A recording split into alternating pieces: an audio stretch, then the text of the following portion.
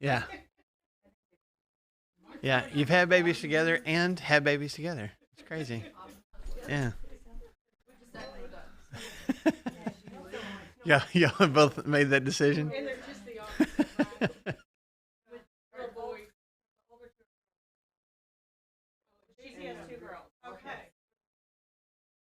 But you're done? Yeah. Cody's all right with that? He, I was going to say, no, we are done. Yeah.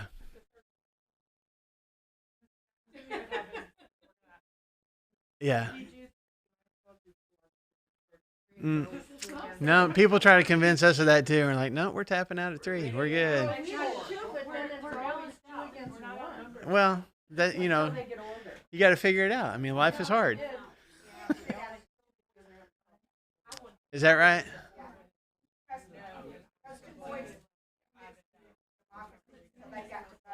Yeah. Yeah. Yeah. No. Matter of fact, Christy posted, I don't know, sometime last week or over the weekend about Tyson, and she changed it. The first way she worded it was, um, uh, the best. What was it? It wasn't mistake, but it was something like unexpected surprise. That was the word. I was like, it wasn't mistake. What was the word she used? The best surprise. Yes. Yeah, because the third one was not anticipated at all. I know it was for her. And what was funny was like she was mad when she found out she was pregnant. Like she came home. I remember specifically where I was standing. She walked in the door. She's like, "You will not believe." Sorry. So anyway, Brandon, my man, are we on? Are we live? Are we good? So there are people joining us. All right. So are there people joining us online? That's what we want to know. So if you are joining us online, I'd love for you to give us a comment. Say, hey, I'm here too. But it's good to see all you guys here. And please forget about the cameras and this kind of thing. We may get a little bit more, what's the word I'm looking for? A little bit less crowded kind of conditions for our online stuff. But we wanted to get this class going again. I've been missing doing this. We missed pretty much most of the summer being together for our class. And then some folks that maybe aren't here with us in person usually, but have started joining us online. We want to keep offering that opportunity for them too. So we're kind of doing both. This is what they call a hybrid, right? So we got in person and online class. So Brandon's going to be running the camera and the sound. And any of you guys that are watching online, want to text, make a comment, Brandon's going to be running that too. So if you want to just give him hey, come on in. If you want to just give him a quick shout out, say, hey, Brandon, how are you? Feel free to do that. I'm saying, what up? Ruth is, and who else did you say? Joyce? Awesome. Yeah. Good morning, ladies. Glad y'all could join us online. So that's awesome. So what we were doing before we took kind of a long pause this summer, we started going through the 10 Commandments. I don't know if y'all remember that or not, or if you were a part of this when we were doing this or not. So we went through the first 3 commandments, and I don't want to rehash all of those, so we're going to just jump into commandment number 4 this morning. But before we do that, what I wanted to do with you guys and people online can answer as well, I want you to think of your favorite vacation that you have ever taken, or at least one of them. Maybe you've had several, but what's one of your, like, man, that was an awesome vacation that I went on? At any time in your life, when you were a kid, as an adult, fairly recently, maybe years ago, what's one of your favorite vacation destinations that you went on? Hawaii? Hawaii before kids. She wanted to make sure to mention that, before kids. How long did you get to be there? We went 3 times. Oh, wow. We stayed 7 or 8 days each time. Wow, that's awesome. Yeah. My brother and his wife over there. Yeah. Great time. Yeah. Did you go hiking? Did you go swim in the ocean? Just everything, all the Hawaii things to do, you did it. Did you hula dance? Did you hula dance, Phyllis? No, I did not. Okay, so that's not all the things then. All right, so how many of y'all are now officially jealous of Phyllis for being able to go to Hawaii? Okay. Anybody else? Our trip to Yosemite Mm-hmm. and Sequoia Mm-hmm. with David and Kathy. I mean, we had a ball. Yeah. I mean, and we all look back and say Was it about the scenery or was it about the people? A little bit of both. Yeah. We had fun, and the scenery was just unbelievable. Yeah. The weather was fabulous. Yeah. Those giant trees. How is it to like stand at like those redwoods and stuff? It's incredible. Yeah. You Yeah. cannot fathom until you're right there. Pictures, you can't fathom the size of them. Yeah. Pictures until you're right beside them. Yeah. By the way, I forgot to mention for those of you who are online, Shelly just said going to Yosemite and the sequoias and all that. Yeah, that's still on my bucket list. I still want to do that for sure. Anybody else? Italy, Italy. Italy and Greece. Yeah. How long did you get to go? We were just there for a week, Yeah. so got to hit all the high points. That's awesome. That's awesome. Saw that Mars Hill wasn't really a hill. Yeah. Not compared to Arkansas. Yeah, for sure. For sure. That's really cool though. She said she's been to Italy and Greece. That's awesome.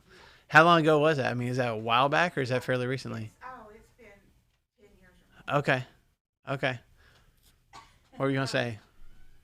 After I retired, I used some of my last bonus money. Uh-huh. Took our whole family. We went to Mexico for a week, Oh yeah.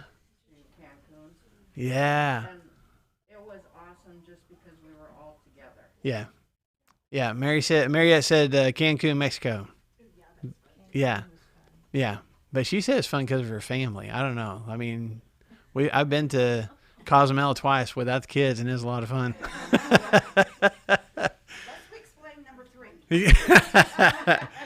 Golf shores with the grandkids, and I went parasailing with the grandkids. Now I've seen a picture of you parasailing. So Gulf Shores. Yeah. Did you do like fishing and stuff too, or just Yeah. hang out on the beach? Oh, it was a bad day, and Everybody got seasick. Yeah. we all did. Yeah. Gulf Shores is really They pretty should though. have never taken us out that day on the boat because we got to looking around. We're the only boat going out. But they took our money. That should tell you something if you're the only boat going out there. I mean, every one of us, every single. A couple of the grandsons did pull in a couple fish, but Yeah. we were miserable. Yeah.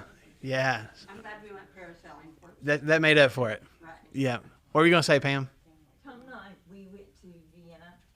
Oh wow. Now, was that when Summer and Scotty were there? Right. Y'all went and saw them over there? Yeah. That's great. With them. Thanksgiving in Vienna, Austria. Wow. Now, do they have turkey and stuff?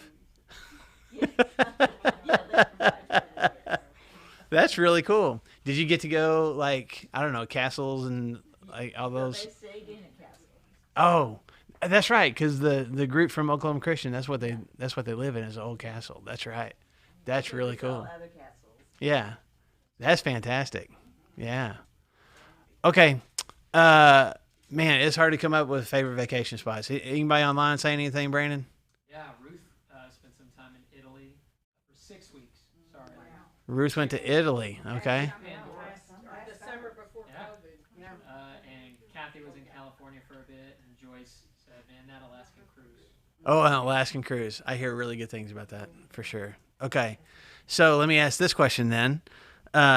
What about let's come away from vacation. Let's just think about just lazy day. Just if you're going to have just a lazy day around here, just either at your house or whatever. What constitutes like the ultimate lazy day for you right now? Like if I was just going to have a lazy day, this is what that would include. Rain and a good book. Rain and a good book, Phyllis says. Okay. Somebody else? What's a good lazy day? Just sleep. Don't answer the phone. Everybody else, yeah. Yeah. Sleep till 10. Lake on a pontoon. Pontoon boat on the lake. I can get in line with that too. What else? When the babies sleep till 7:30. Yeah. That's pretty good. When little kids sleep till 7:30. What a lazy day that is. Yeah. Unless you can pretend that you're still asleep and make somebody else take care of the kids, and then it can go a little longer. So I've heard. I would never. Anybody else? What's a good lazy day? I just like to watch movies. You just watching movies? Do you watch several in a row, or can you only just kind of sit through one and then you gotta find something to do? Yeah. Yeah. Depends on, like I said, if it's a cloudy, rainy day. Yeah. And I like movies. Old movies. You're not watching the new stuff. You're not binge watching any of the new shows or anything like that. Well, I've done Okay. that. But not lately. Yeah.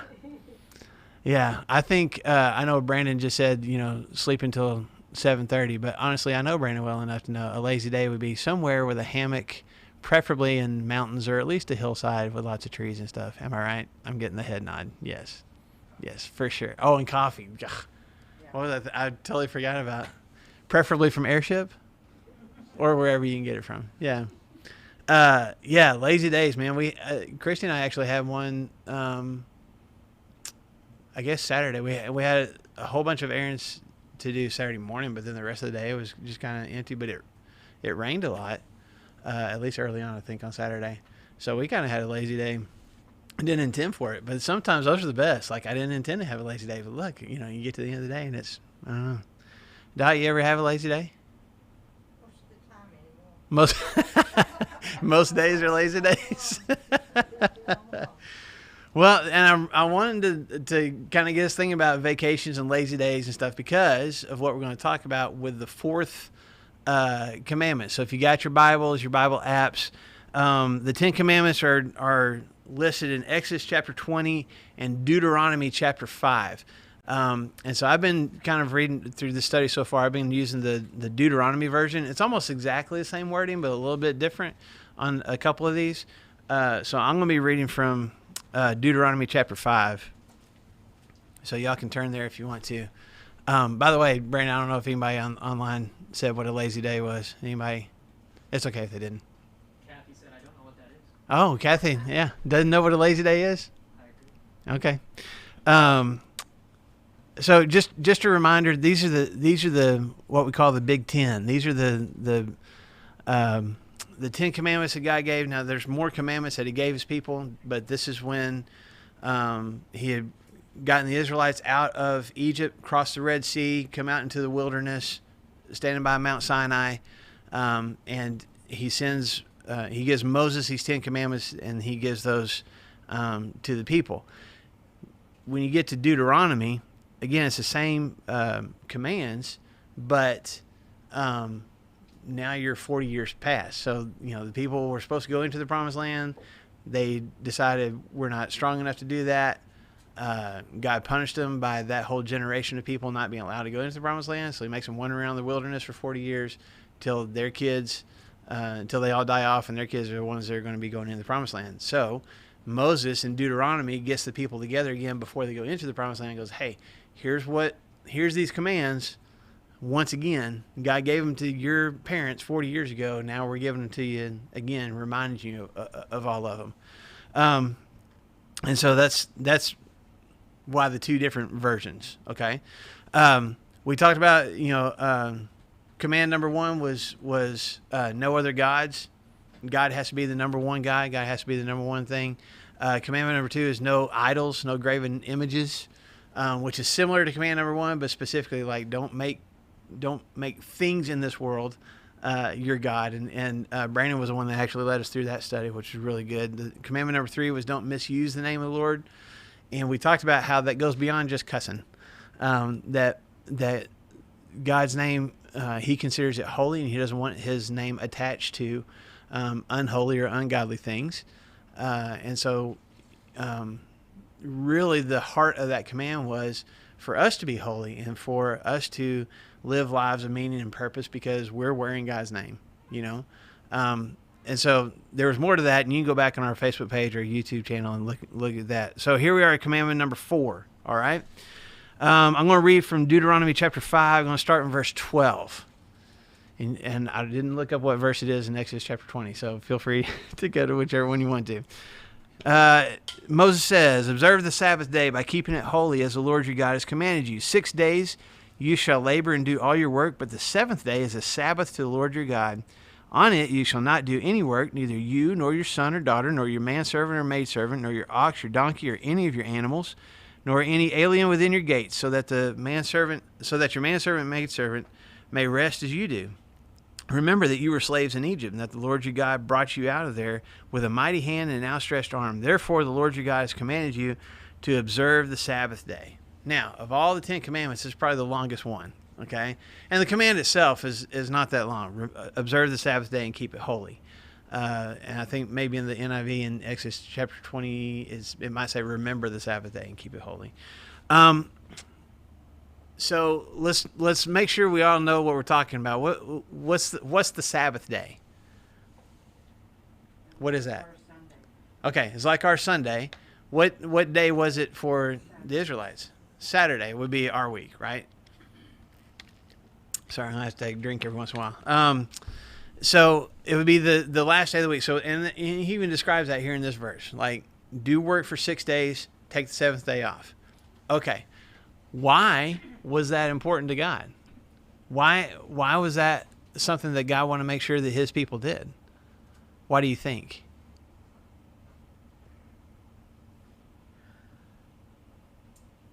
I think part of it, Go ahead, Lou, and then Probably more than one reason, but one that I'm thinking of, he wanted them to have a day where they could concentrate on him and what he had done for them and wrote about it and how he had taken care of them.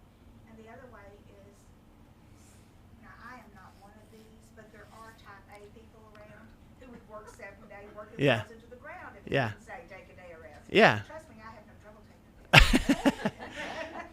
But you've heard of some people. Some people are like that. Yeah. You know, that, Yeah. I can see that he just saw it was a good idea for him to state this as a fact, that this is what I want you to do. I want you to rest. I want you to have a day of rest. Okay. And on that day of rest, I want you to remember me. Okay. So Lou says, 2 parts. One, we wouldn't take a day of rest if God didn't make sure that we were doing that, and maybe that would apply to his people. And then the other was basically to take a day to be mindful of him too. What were you going to say, Mariette? I was going to say that just to have that rest, because back in those days, life was much harder than it Mhm. is now. Yeah, So they needed rest. Rest is important.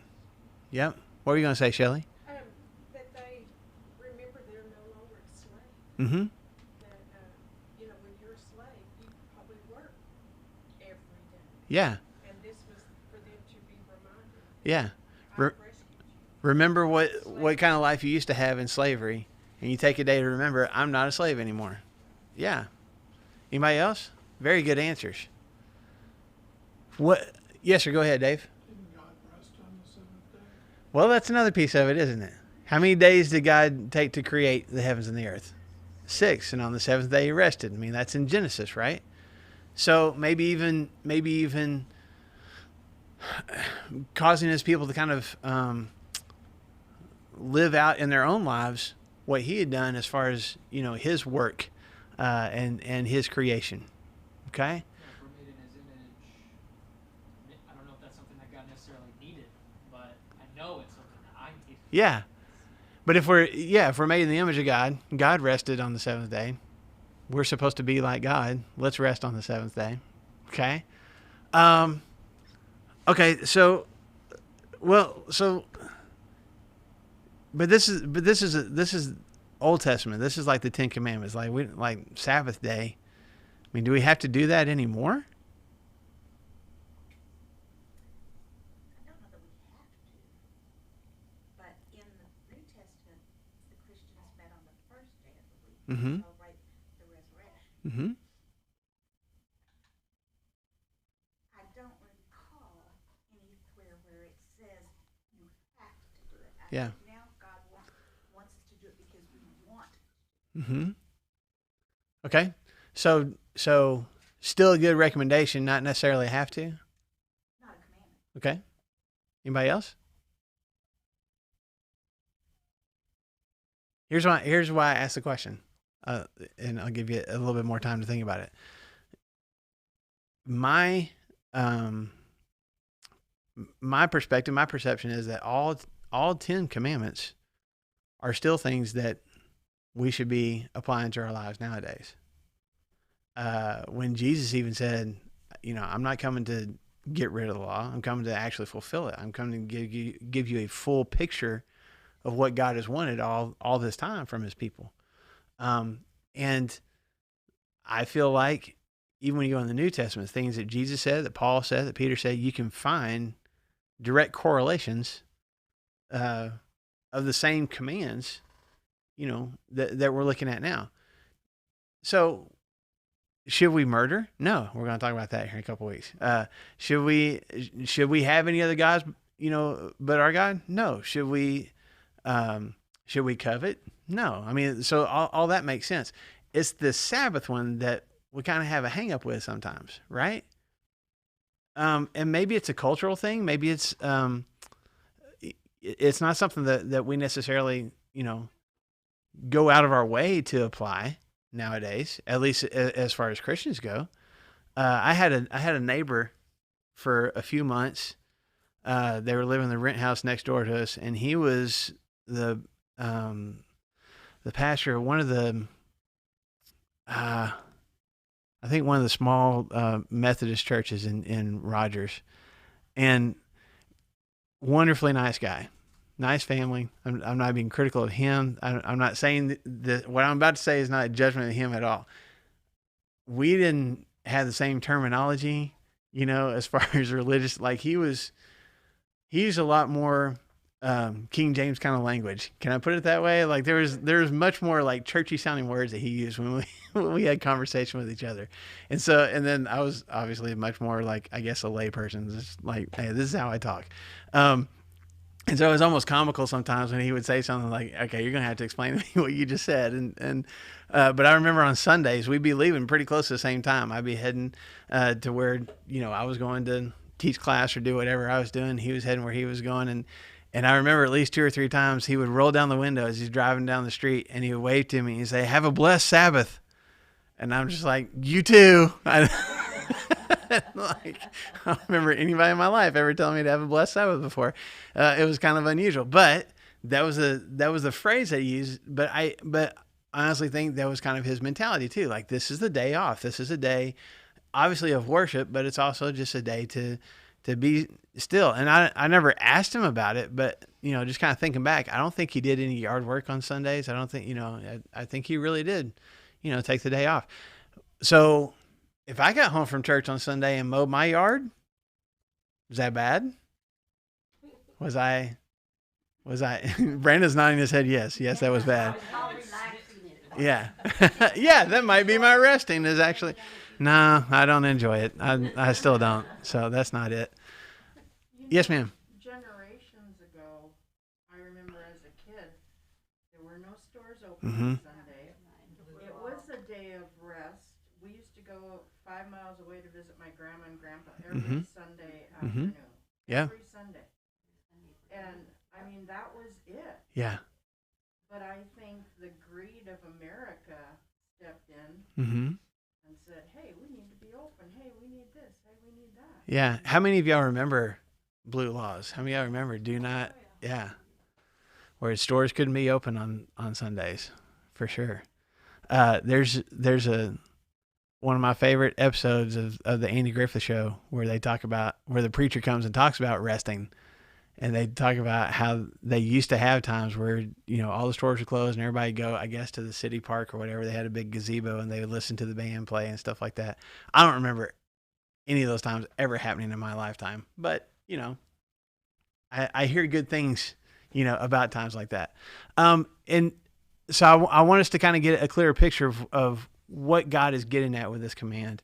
And if it still matters to us in 2021, whether the Sabbath even means anything for us anymore, or should we look at it as like, okay, there's the 9 commandments, and then there's this one kind of outlier that we don't have to do anymore. Okay, so I don't think that's the case, by the way. So yes, ma'am, go ahead.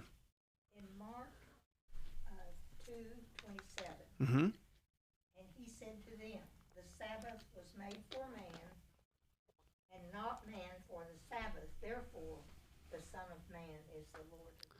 So Jesus is Lord of the Sabbath, but the very important thing they said in Mark 2 was God didn't make the Sabbath for God. Who did he make it for?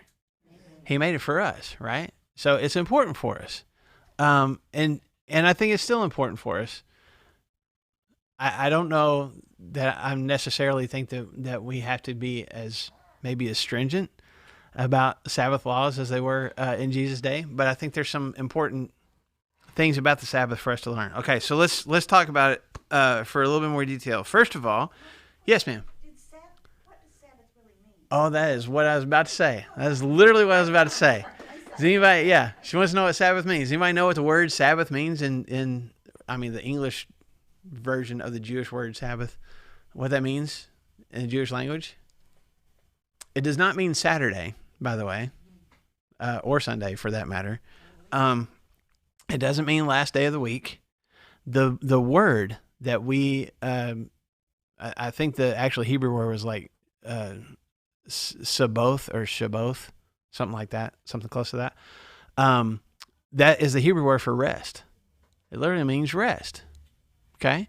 So if you want to kind of read that into Scripture, there in Deuteronomy 5:12 is observe the rest day. Observe the rest and keep it holy. So it's not, it's about the day itself, but it's not just about the day. It's about what you're supposed to do on that day. Make sure that you rest. Make sure that you take a rest, because there's other times that mandatory rests are mentioned. I'll give you a couple of examples. Leviticus chapter 16. So if you back up to Leviticus chapter 16, verses 29 to 31. And this is the Day of Atonement. This is when the one time of the year that the high priest in the Jewish community would go into the temple or into the tabernacle and would offer sacrifices and offer atonement for the entire nation of the people. And he would actually go into what's called the most holy place, or the Holy of Holies, and would offer blood there, and where the Ark of the Covenant was for the Day of Atonement. Okay, look at me, y'all. I'm having to do this now for my small print. Okay, and these are just a spare that Christy had in her purse. So I haven't gotten my own yet, but one of these days I'm going to get my own. So y'all don't make too much fun of me. So he says, this is to be a lasting ordinance for you. I'm in verse 29 of Leviticus 16. On the 10th day of the 7th month, you must deny yourselves and not do any work, whether native born or an alien living among you, because on this day atonement will be made for you to cleanse you. Therefore the Lord, then before the Lord you will be clean from all your sins. It is a Sabbath of rest, and you must deny yourselves as a lasting ordinance. Okay? So whatever, there's a specific day of the month. It might not be the last day of the week, but on that day, on the Day of Atonement, what did God want for his people? You need to rest. Okay? Don't do any work on that particular day. All right? There's another example. If you go a few chapters over in Leviticus chapter 25, there's actually what's called the Sabbath Year. Okay? So for 6 years, this is in the first part of chapter 25, for 6 years, you do work. You work your land, you grow your crops, whatever it is you grow, you harvest, you plant again. Do that for 6 years. But then on the 7th year, you don't plant anything. You let the land rest. Yep, it says in verse 4, we'll back up to verse 3. For 6 years sow your fields, and for 6 years prune your vineyards and gather your crops. Verse 4, but in the 7th year the land is to have a Sabbath of rest, okay? A Sabbath to the Lord. Do not sow your fields or prune your vineyards. Do not reap what grows, and he goes on from there, okay? So just a couple of other places I wanted you to see where a lot of times we think Sabbath, we think last day of the week, we think Saturday. While that usually apply, because he said, work 6 days of the week, but then on the 7th day, take a rest. But the word Sabbath doesn't mean Saturday. It literally means rest. Take a day to do no work. Okay? Now, God's command in Exodus 20 and Deuteronomy chapter 5 was, observe the Sabbath day. Don't do any work. Nobody in your house. Don't let your animals work. Don't let your... if you got servants, don't let them work. If you got people from out of town living with you, don't let them work either. Everybody be still and rest. How complicated a law is that? Well, the Pharisees made it complicated. Okay, but it seems pretty simple, right? Just rest. Right. So then, okay. So this law was originally given roughly 1,500 years before Jesus. Okay. By the time Jesus was walking this earth, there were multiple Sabbath laws. And what had happened was, if you read through, and some of you have been reading through Scripture, you've been a part of our study when we were going through the Kings. Did God's people stay loyal to God? No. And so for decades upon decades upon decades upon decades, they were going off and doing ungodly things. And God finally allowed them to be captured and dragged away into captivity, right? So when they came back, when God allowed those people to come back, for the next 400-ish years, they were so... The Jewish religious leaders were so worried we might somehow drop back into what our ancestors did and do some wrong things and get in trouble, and God's going to allow us to be destroyed again. We don't want to go down that path. So let's go back through all these laws, and let's make sure that everybody's on the same page as far as interpreting what these laws mean and what all the rules are. Okay? And that's where you get this compilation of commentaries on the Old Testament that's called the Mishnah. Maybe you've heard that word before, but that's what that is. A whole bunch of rules about the rules, I guess, is a good way to put it. Okay? And then there was a time around Jesus' day and after that where they basically did it again. They basically made commentaries and rules about the rules. And that's called the Talmud. Okay, so if you hear those words, that's a really simplistic... there'd be some people that are like, that's not it. But that's a really simplistic... They wouldn't say that's not it. They say there's more to it. But I want you to understand why there were so many rules when Jesus came along about the Sabbath. So to give you an example, don't do any work. Okay, so there are 39 categories of work to steer clear of, according to the Jewish leaders of Jesus' day. And even rabbis nowadays. There's 39 overall categories, okay? And I didn't list them all out because I didn't want to read a list of 39 things. Okay, but I will give you the first 4. And I'm saying for what we would call Orthodox Jews, for people who, because there's different, Orthodox Jews are the ones nowadays that really want to try to adhere to as close to, the old laws as much as they can. Does that make sense? Okay. So what does that look like nowadays? All right. So one category, the first category, is carrying. That would be work. You can't carry things, but there's different definitions of what carrying is. Okay. So the initial commandment, you can't carry things. Even God, when he gave manna to the people, the stuff that was on the ground, they walk out of their tents to see it on the ground. Do y'all remember one of the rules was don't go out there on the Sabbath day and pick stuff up? Okay. And it actually wasn't there because God wasn't even going to tempt them with that. But one of the reasons was, in the Jewish mindset was, I would have to lift up that manna and carry it, and that would be work. And so I don't need to do work. So, God kept that from happening. But the definition of carrying demonstrates man's mastery over nature. So to pick something up from where it's at and move it somewhere else, I am doing that work because, and it's wrong, not just because I'm doing work that God said don't do, but it's because I am demonstrating how I am in charge of nature because I have the power to move this thing from here to here. Okay? Is that, you understand? I'm not trying to make fun. I'm trying to tell you where the mindset comes from. So nothing can be taken out of the house. When a person left their house, all they could carry was basically the clothes on their backs. That would include, you couldn't carry a key to your house. You couldn't carry a handkerchief, any small trinket. So even nowadays, Orthodox Jews, they don't carry their keys on the Sabbath. That would include a keychain or anything. You can't carry a purse, wallet, anything like that. You can only wear the clothes on your back because to do more than that would be work. Now, let me give you an even more detailed example of just carrying. This was actually in Jesus' day. This is some of the rules that they have found parchments documenting these things from Jesus' day. Okay, trying to define what a burden is. You can't carry a burden. So what's a burden? What constitutes a burden? So you tell me, what constitutes a burden? Anybody? What's a burden?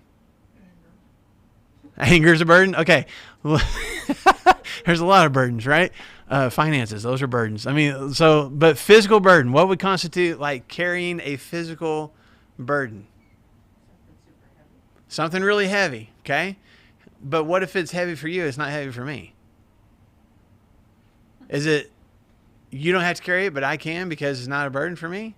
You have to define heavy after that. You got to define heavy, right? So this is the whole thing. How do you define what a burden is? How do you define what's big enough or small enough, too big to carry or small enough to be carried? If I had you guys just write down on a piece of paper right now, like what is too heavy? What would be too heavy a burden? Physical burden. I know, like we got all sorts of emotions and things like that are burdens, but a physical thing to carry. What about your baby? And I was like, lugging around a newborn all the time, Yeah. changing diapers. Yeah. Don't change her diaper all day. Maybe. Not gonna work. Yeah, carrying. I mean, honestly, a father. That's one of the rules. A father couldn't lift their child on the Sabbath day. You're lifting a burden. Okay. Not that your child is a burden, but you understand what I'm saying? It's a physical thing that you're lifting up. Yes, ma'am. These are rules that the Jews have. Yes. So yeah. But if you're Orthodox Jew, yeah, for sure. This is why Jesus had such a problem with them, because they got so angry at Jesus, and he said, "I'm not breaking any laws. I'm This is- breaking your law." Yeah, exactly. Your So here's what was defined as a burden in Jesus' day. Okay, food that is equal in weight to a dried fig. Okay, so if it's heavier than a dried fig, see, think about that. You had to be careful about what you ate, because if it's heavier, if it's a piece of meat, like you're lifting to your hand, you can't. You see what I'm saying? Food that is equal in weight to a dry fig, enough wine for mixing in a goblet, milk enough for one swallow. You can only have one swallow of milk, because if you're gulping it, well, now you're starting to. I guess if you carry that much milk, first of all, that's bad. And then anyway, honey enough to put on a wound, oil enough to put on a small part of the body, water enough to moisten your eye. So you could, if you had something in your eye, you kind of wash it out, but you can't carry more water than that. Okay.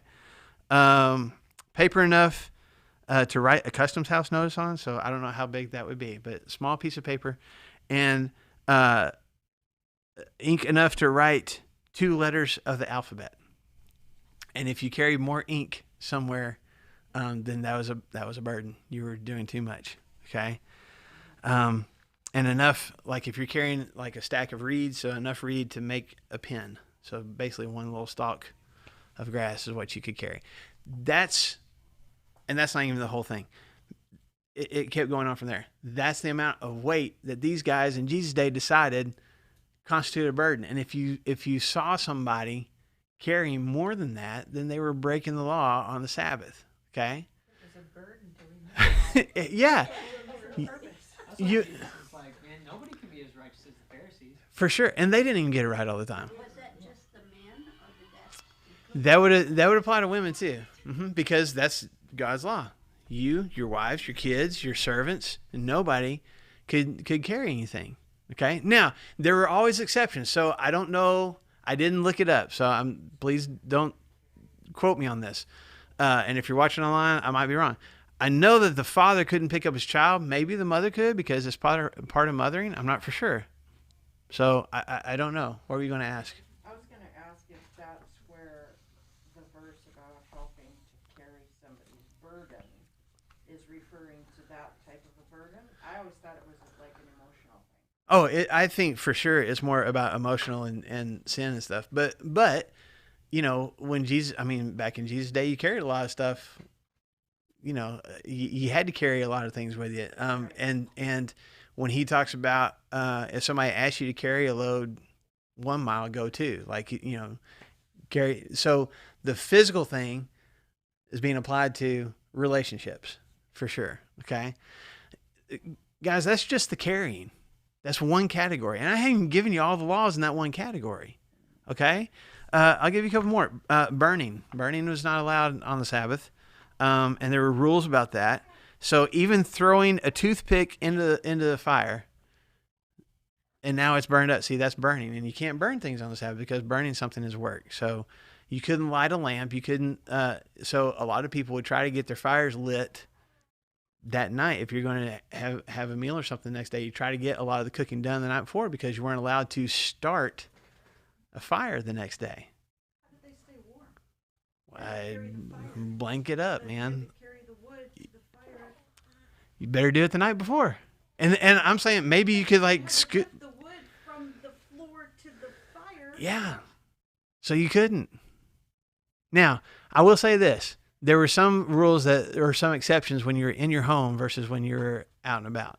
So I didn't look up all the details about that. So there might have been something you could do, but I know for sure you weren't allowed to stoke a fire. You weren't allowed like try to get it done by midnight because the next day, is now the Sabbath day. Okay. Was there anything else on the burning?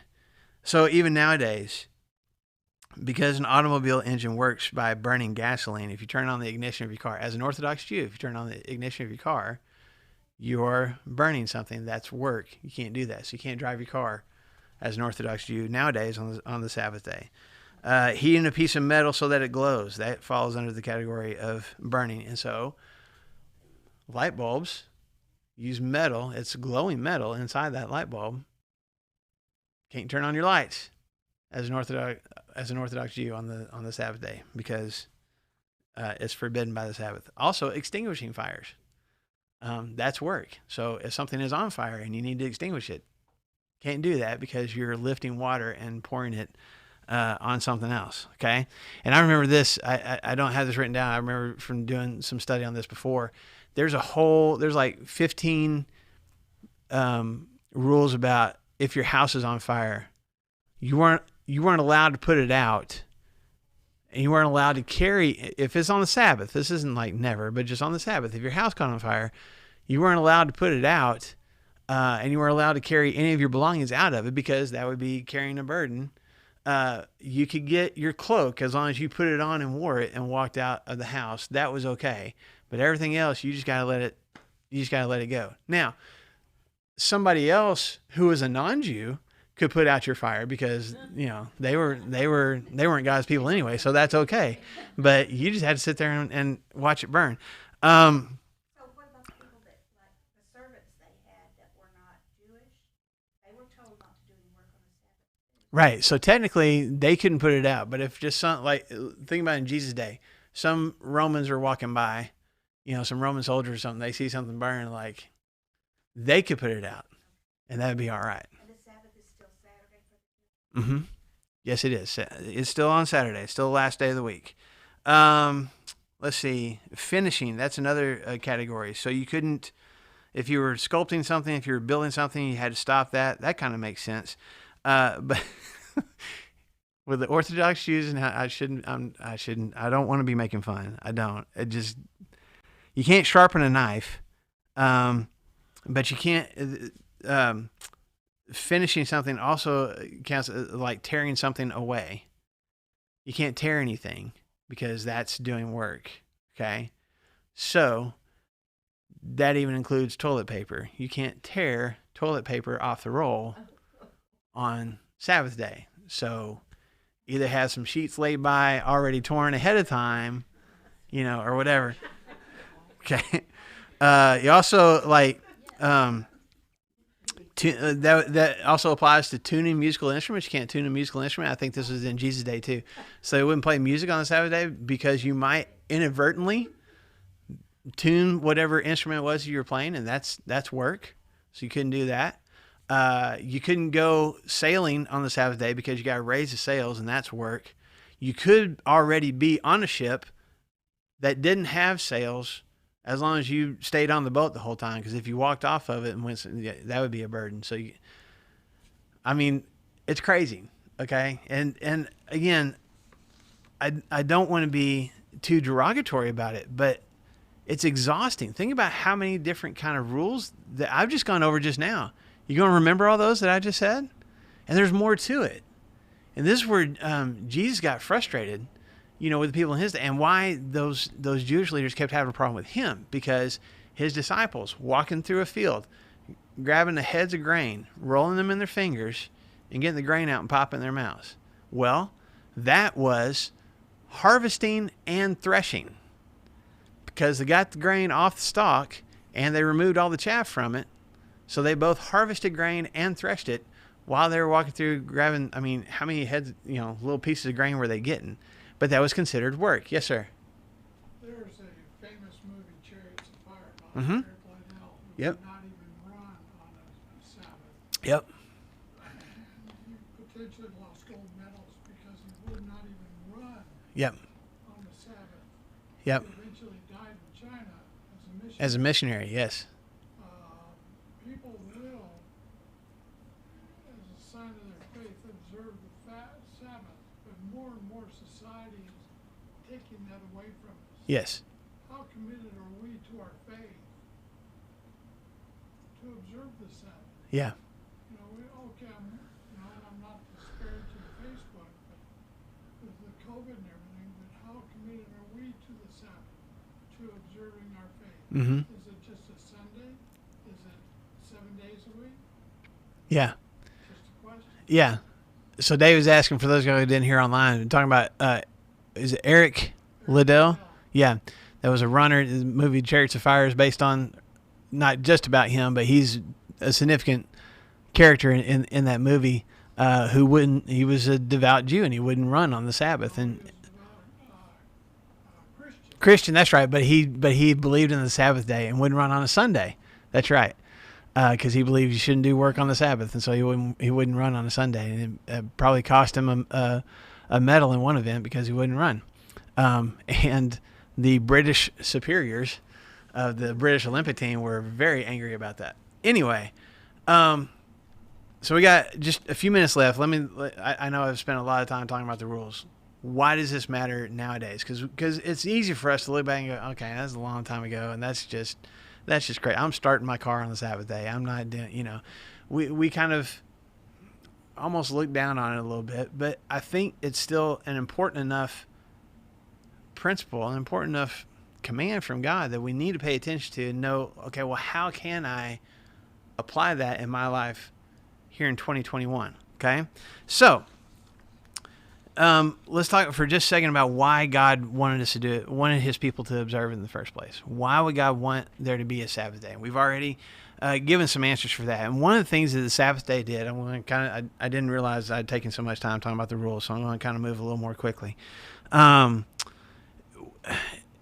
It I guess forced his people, encouraged his people to pay attention to his blessings.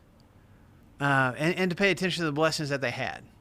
To take a day where you do no work and you just sit still, and part of that was to be mindful of, look at what I've been blessed with this week, and how often, going back to Dave's question, how important is it for us nowadays? How often do you just sit and just be thankful for what you have? We are so blessed, and even those of us who think we aren't very blessed, we're probably blessed a whole lot more than we pay attention to or realize, or maybe more so than some other people in this world. I mean, just in the country that we live in, we are in the top 10% of the world as far as just living conditions are concerned. And that's even our low-income families. I mean, we are a blessed people. God's doing some really good things for us. How often are we just still and thankful for that? Is it just on Thanksgiving? Is that the only time that, or the days leading up to it? I mean, I know a lot of people, I'm not knocking it. I like seeing it when people on social media spend the month of November listing out their days of blessings. Why is that one time a year? And I'm saying all this, I'm not somebody that does this very well either. How often do we just sit and just, how often are our prayers to God all the things that we want or need? When was the last time that we prayed just a prayer of thanksgiving? Just started listing out, man, God, thank you for, and just started listing those things out. Sometimes, I'll confess, sometimes I'll thank God just to get on his good side before I tell him all the things that I want, right? You know, I recognize, God, you've done this, this, and this, and now here's what I'd like for you to do. Sabbath, one of the reasons behind it was to be mindful of, look at what I've been blessed with. I've spent a week working, and now I can sit back and go, wow, I've got a house, I've got crops, I've got a family, I've got money, look what I've got. And to be thankful for that, okay? Another reason was that it did remind God's people not just of their blessings, but of his power. If you think about, if your existence and your family's, safety and security depended on you working, whether that's out in the fields or whatever your trade was, whatever you built, whatever you made, you worked every day. And to take an entire day where you did no work, that's costing you money. That's, what's going to happen on that one day with the crops if I don't go out there and tend to things? What's going to happen with my animals if I take that one day and I don't do all the things that the animals need me to do? And God, in essence, was telling his people, I will take care of that for you. I will take care of your crops. I will take care of the money. You will be fine. Take a day. And it caused people, if they allowed it to recognize, man, this is God that's actually providing this. I mean, I know I'm doing the work, but this is actually God that's giving me these things. And that's one of the things that he reminded his people of. We're here in Deuteronomy 5. You go a couple of chapters over to chapter 8, God even warns his people. I guess Moses warns them, man, you're going to get in this promised land and things are going to be really good. It's not going to be like being in the wilderness anymore, and you're not going to be slaves anymore. And you're going to start thinking to yourselves, I'm pretty awesome. Look at how powerful I am. Look at how wealthy I am. Look at all the things that I have provided for myself. And he says, don't do that. It's God that's doing that for you. It's God who has given you the ability to work. It is God who is making your crops grow. It is God who's giving you those animals to tend to. It's God. How often do we recognize God's power in our lives? How often do we take time to recognize that? I mean, you think about the Sabbath year, a culture that is dependent on agriculture. And you're going to take an entire year off and let the land rest. Well, what are you going to do for that year? I mean, that's how you survive. That's how you pay the bills. What are you going to do for that year? So here's what God even thought of that. So going back to Leviticus 25, I read about the Sabbath year, and God said, give the land a year of rest. Later on in that chapter, in verses 20 and 21, he says, well, you may ask, what will we eat in the seventh year if we don't plant or harvest our crops? So it's not even about selling stuff. I got to feed my family. How am I going to do that? And he gives an answer. I will send you such a blessing in the sixth year that the land will yield enough for 3 years. So God says, work the land for 6 years. But in that last year, things are going to go so good, you're not going to just scrape by for the next year. You're going to have plenty. You're going to have enough to last you for 3 years. And you don't have to wait for 3 years. You can start the next year after that. You just got that much in surplus. I'm going to bless you that much. But it's recognizing that's God that did that. That's God that blessed my crops. That's God that provided that for me.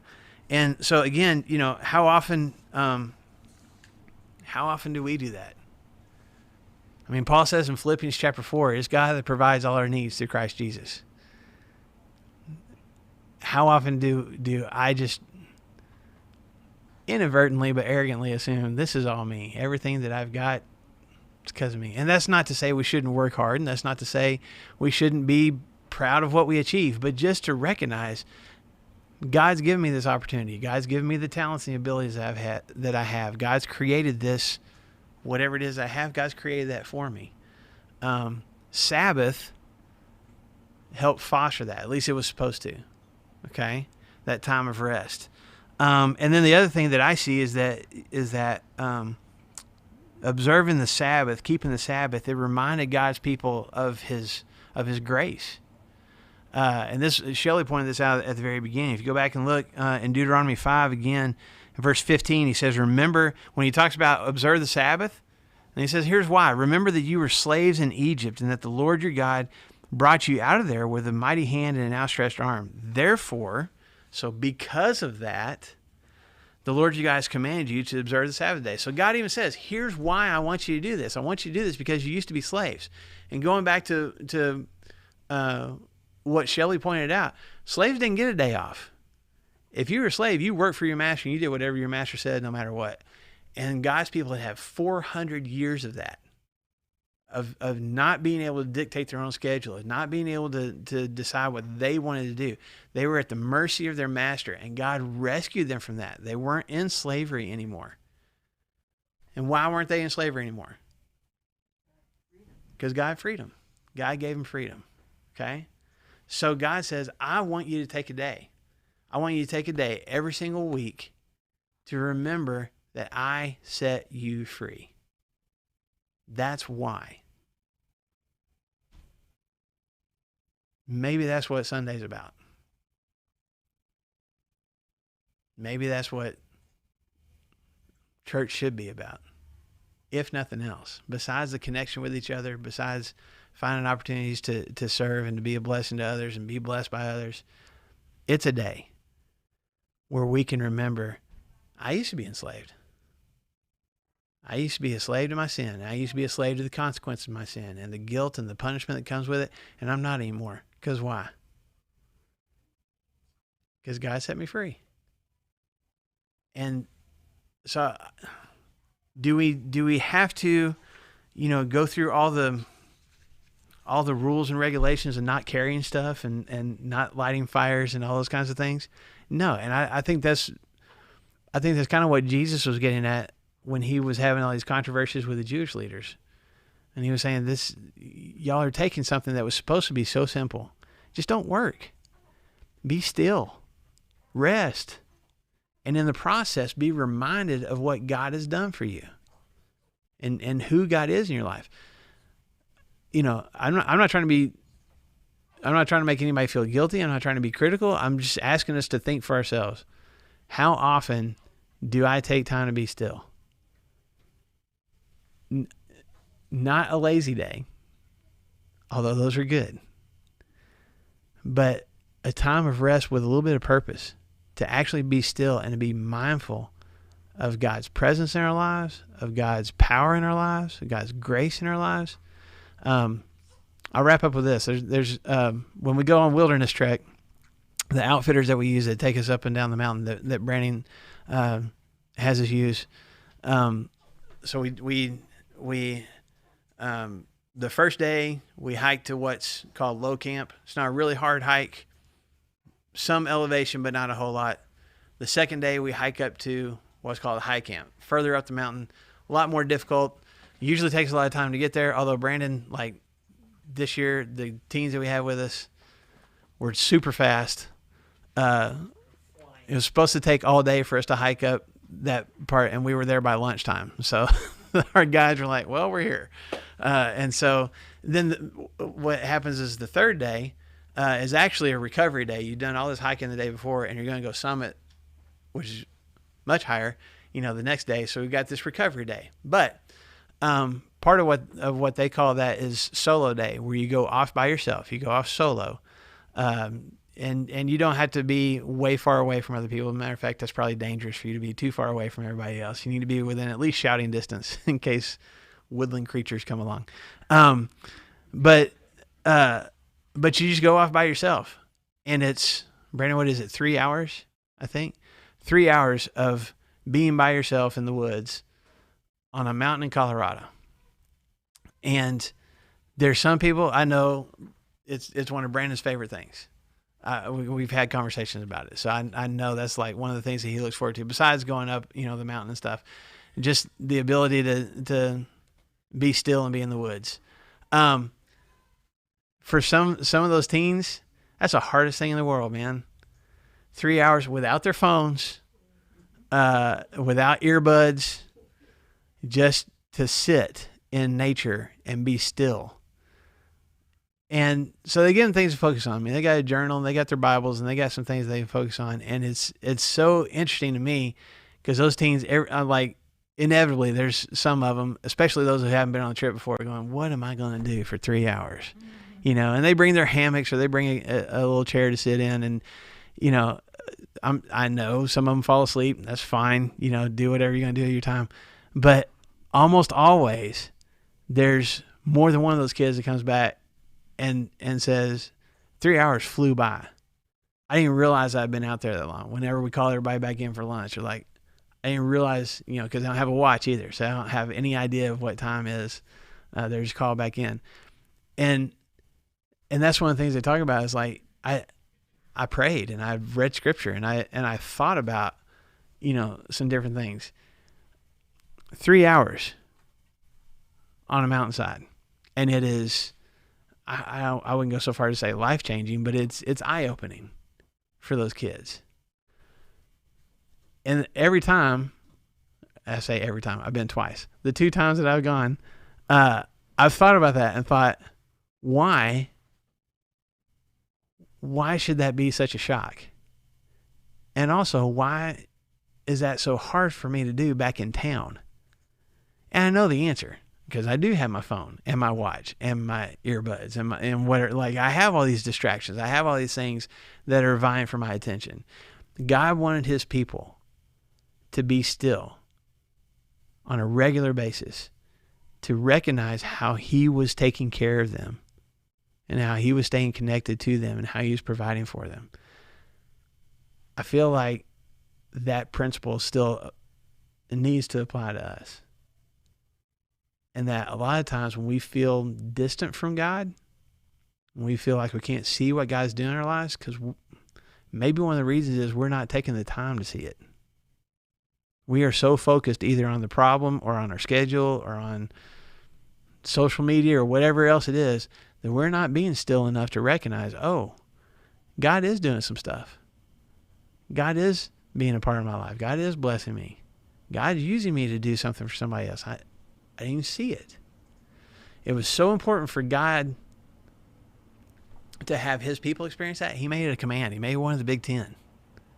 This is something you need to do. Matter of fact, if you read on in Exodus, he attached a death penalty to it. Do not take this lightly. Do not do work on the Sabbath. Be still. Rest. And remember, I'm taking care of you. I don't think we need to die if we don't take a Sunday off. But I think we need to be more consistent in carving out time to rest with a purpose.